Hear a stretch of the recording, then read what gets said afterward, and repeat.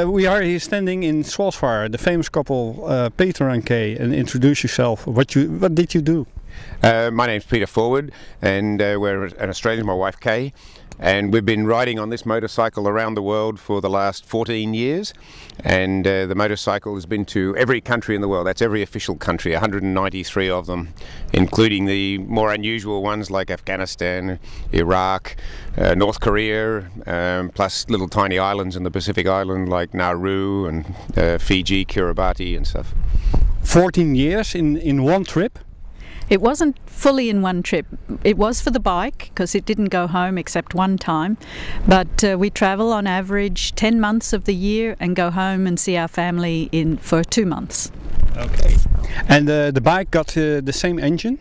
It had the same engine for the first 540,000 kilometres, which was every country, and then New Zealand was the last country, and we then decided we wanted to come back to Europe and started travelling around Europe. And last year, while we were travelling around Europe, the main bearing at the bottom end of the engine failed, and so we've got a new engine now. It's only been in there for a short period of time, but the original engine did do every country in the world as with the original motorcycle and gearbox.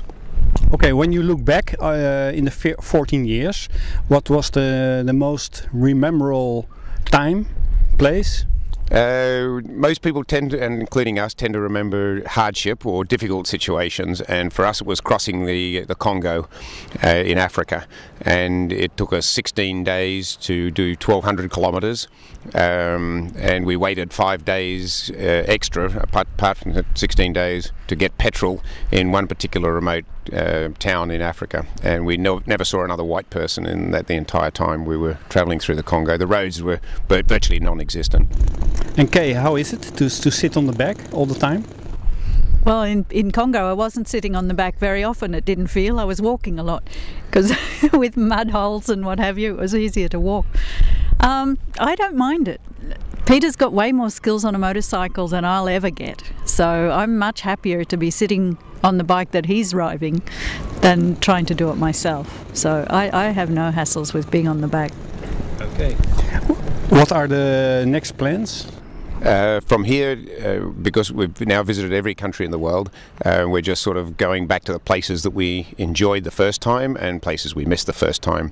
And so we've been in Europe the last 2 summers, and from here we head back to the UK, and then next summer we leave the bike in the UK. Next summer we come back to Europe and ride across through the Stans, that's Kazakhstan, Kyrgyzstan, Tajikistan, Uzbekistan again, and then across Russia via Mongolia to Vladivostok and into Japan. So that's our next summer's plan. But we still have 5 more years planned out of where we'd like to ride, and then we're heading off to America and the 110th Harley Hog Rally, or 110th anniversary for Harley and the Hog Rally in the US in 2013. We hope to be there then. When you're traveling 14 years around the world, did you see the world change? Very much so.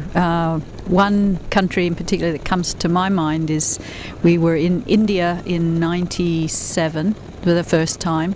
We went back again in 2006, and we could feel the difference in people pressure.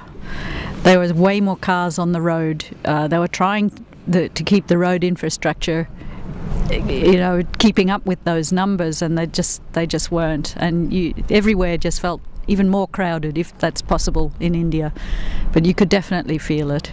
Okay. Do you film and photograph on your travel? Can people watch your travels on a website?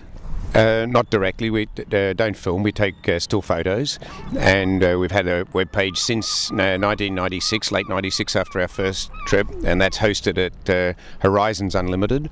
So if you look on the web page www.horizonsunlimitedoneword.com, and then search under the name Forwood, Forwood, you'll find our site. But it's only updated every couple of weeks. It's not a big part of our travelling. It's just nice to keep a record. Okay, you see me filming. I do it a lot. Is it something for you? I don't think so. We already feel the pressure of the keeping the website going on the basis that we've got used to doing it the way we do it. Yeah. So we're quite happy with that. Okay. I wish you good luck and thank you for this interview. Okay. Thank you. And I have one question to ask. My good cause to the NorthCape, and want to ask you if you both sign the MDA flag, which I bring to the NorthCape. We'd be very happy to. That would be quite an honor. Thank you.